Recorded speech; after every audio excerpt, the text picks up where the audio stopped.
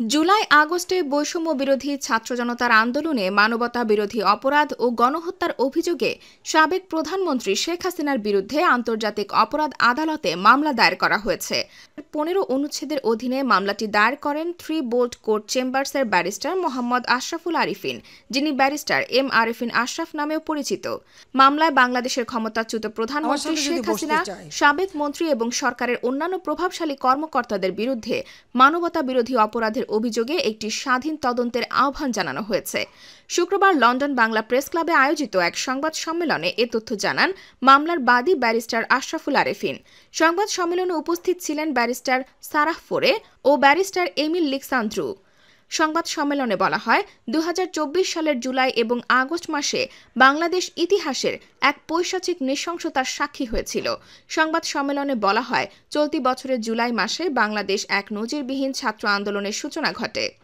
সংবাদ সম্মেলনে বলা হয়, চলতি বছরের জুলাই মাসে বাংলাদেশে এক নজিরবিহীন ছাত্র আন্দোলনের সূচনা ঘটে, যা বৈষম্য বিরোধী ছাত্র আন্দোলন নামে পরিচিতি লাভ করে।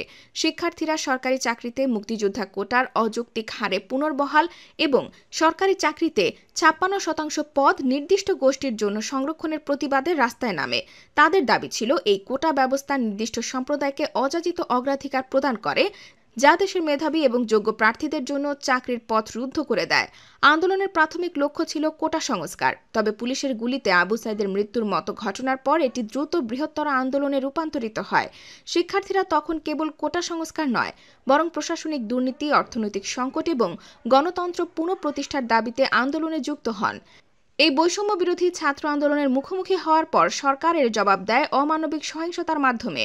শিক্ষার্থীদের শান্তিপূর্ণ আন্দোলন দমন করতে সরকার পুলিশ, র্যাপিড অ্যাকশন ব্যাটালিয়ন র্যাব এবং আওয়ামী লীগের ছাত্র সংগঠন ছাত্রলীগের মতো বাহিনী মোতায়েন করে। এই বাহিনী নির্বিচারে গুলি, রাবার বুলেট, সাউন্ড গ্রেনেড এবং প্রাণঘাতী অস্ত্র যেমন বার্ড শট প্লেট এবং তাজা গুলি ব্যবহার করে শান্তিপূর্ণ প্রতিবাদকারীদের ওপর হামলা চালায়।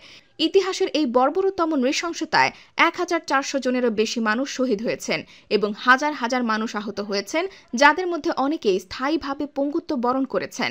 সংবাদ সম্মেলনে বলা হয়, বাংলাদেশ সরকারের এই কঠোর ব্যবস্থার ফলে দেশে গণহত্যা, বিচার বহির্ভূত হত্যা, নির্যাতন এবং অসংখ্য বিক্ষোভকারী নিখোঁজ হয়েছেন।